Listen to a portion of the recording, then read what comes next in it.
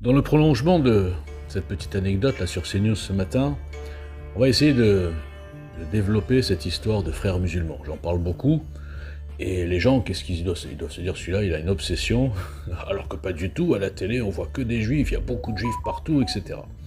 C'est justement ça la perversité des deux plans mondialistes, c'est de faire cibler les juifs en les mettant en première ligne, par exemple Premier ministre, vous avez remarqué que Bornstein, maintenant Attal. Bon, c'est pas un hasard, c'est pas en période de crise, il faut mettre les juifs en avant pour que les gens se déchaînent sur les juifs en pensant que c'est les juifs qui dirigent tout.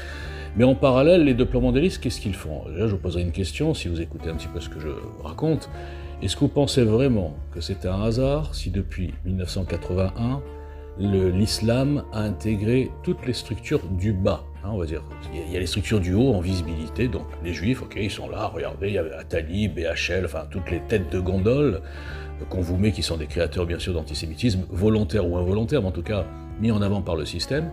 Mais en fait, l'islam attaque par le bas, attaque par les associations sportives, par l'éducation nationale, par les lycées, par les collèges, et dès le plus jeune âge, il y a une espèce de mission, c'est la mission d'ailleurs de l'OCI et des frères musulmans, ils ne s'en cachent pas. Il y a environ 40 ans, ils ont bien dit qu'ils commençaient à s'apercevoir que les musulmans s'intégraient, et ça leur plaisait pas.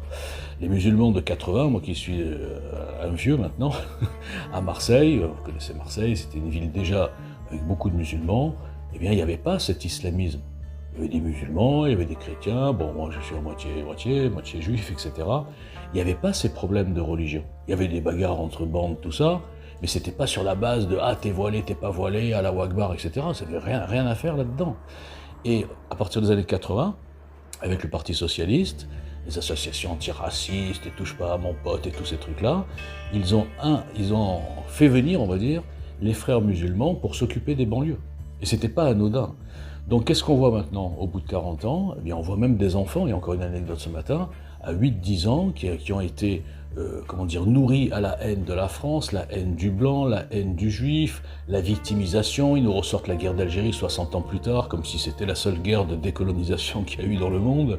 Et en oubliant bien sûr l'histoire, pourquoi les Français sont allés en Algérie. Ils ont oublié que pendant un siècle, leurs ancêtres faisaient des razzias, prenaient des femmes blanches en esclavage, les jetaient dans des harems, ils castraient les Noirs. Il y avait la traite négrière faite par les Arabes, mais ça ne faut pas en parler parce que, vous le savez, l'esclavage, c'est que les Blancs. C'est extraordinaire. Donc en fait, l'infiltration des frères musulmans a été facilitée par nos dirigeants corrompus qui ont vendu notre pays, il faut le dire, à tous les niveaux, dans une espèce d'accord pétrole contre immigration. Les accords, c'était qu'il fallait absolument protéger les communautés musulmanes dans tous les pays occidentaux et quelque part culpabiliser les autochtones, leur faire croire aux Français de souche qu'ils doivent quelque chose aux Africains, aux musulmans, aux Arabes, etc., qu'ils doivent se repentir et qu'ils doivent maintenant baisser la tête. Et aujourd'hui, c'est les musulmans revanchards, souvent, parfois, je veux dire, haineux, et qui, quelque part, par le nombre, dans nos écoles aujourd'hui, il y a des écoles où les musulmans sont hyper majoritaires, le petit français blanc devient du gibier. Et même maintenant, là, c'est ça qui est incroyable avec l'histoire de Samara, la petite qui s'est fait lyncher, les musulmans qui sont intégrés, et qui ne veulent pas le voile et tout ça, eh bien, ils deviennent aussi des ennemis de ces musulmans-là. Voilà où nous en sommes. Évidemment qu'en parallèle, l'immigration n'est pas combattue, l'immigration est voulue, l'Union européenne le dit, c'est pas que la France, c'est l'Union européenne, et c'est un plan mondialiste, on le voit bien, la submersion migratoire, l'effacement de l'identité chrétienne des pays occidentaux fait partie du plan. Parce qu'évidemment, il y a une dose de franc-maçonnerie d'une certaine loge derrière, qui est à la manœuvre.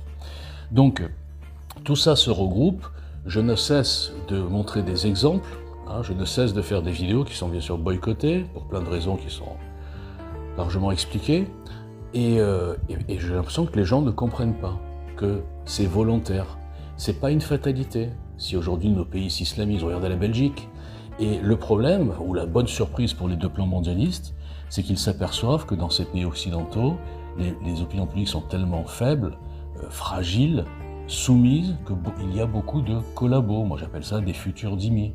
Des collabos qui se soumettent au roman islam de la victimisation et qui quelque part se pensent des bons chrétiens en étant soumis, en disant « oh là là, oui c'est vrai, on a été méchants, etc. » alors que l'histoire du monde est en elle-même un crime contre l'humanité. Et personne n'a le monopole de l'horreur, ni de l'esclavage, ni du racisme, ni des conquêtes par la force, ni des conversions forcées, ni rien du tout.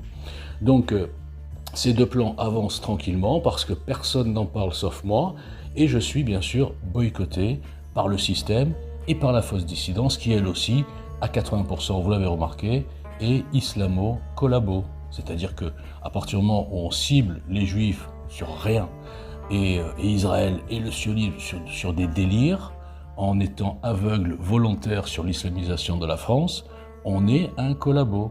Et le système facilite, booste, promeut cette dissidence de collabos que je schématiserai Soral, Dieudonné, Youssef Indy, toute cette bande-là, géopolitique profonde, tout ça.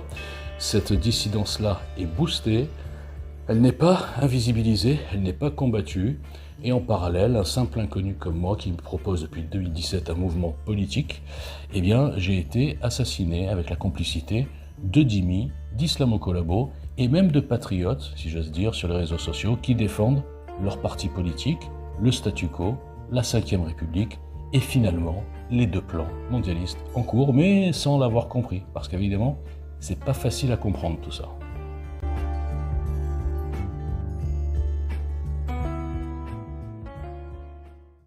Bonjour à tous, je vous invite à regarder la séquence ce matin chez Pascal Pro avec un dénommé Shiban, je sais pas, écologiste, enfin écolo. Islamo-écolo, on va dire. C'est une nouvelle race. C'est extraordinaire comment, quand les gauchistes, globalement, on les met face au réel, face aux questions concrètes, ils paniquent, ils savent même plus ce qu'ils disent, ils sont complètement paumés. Donc là, Pascal Pro, il pose une question simple. C'est quoi l'extrême droite? Puisqu'il paraît que Marine Le Pen, c'est Pétain, c'est l'OS, enfin n'importe quoi. Il sait pas répondre. Donc c'est le vide absolu. Si on lui pose la question, par exemple, les régimes dictatoriaux et autocratiques dans les pays musulmans, c'est quoi? Parce qu'à l'extrême droite, on a cantonné le fascisme, l'extrême droite, aux blancs occidentaux, aux chrétiens, etc. Et aux juifs d'ailleurs, on est dans le même bateau. Mais par contre, tous les régimes, l'Iran par exemple, c'est quoi? Il dira ouais, c'est une démocratie. L'extrême droite, c'est quoi? C'est du racisme. Donc est-ce que Marine Le Pen, dans son programme, a des lois, par exemple, comme les lois anti-juives de Pétain, a des lois anti-musulmans? Non. Bon. Après, qu'est-ce qu'il y a? C'est quoi l'extrême droite? C'est de défendre les valeurs de son pays? Dans ce cas-là, les pays musulmans sont les plus extrême droite de la Terre. Personne n'en parle parce qu'il y a, attention, bouclier racisme. Donc en fait, l'extrême droite, la vraie, le racisme délirant, les pays qui maltraitent les gens qui ne sont pas de la religion générale musulmane, hein, qui sont aujourd'hui à 95% musulmans, et personne ne leur parle à eux de racisme ou d'antiracisme. Eux, ils ont le droit, parce qu'ils sont du bon côté, vous comprenez?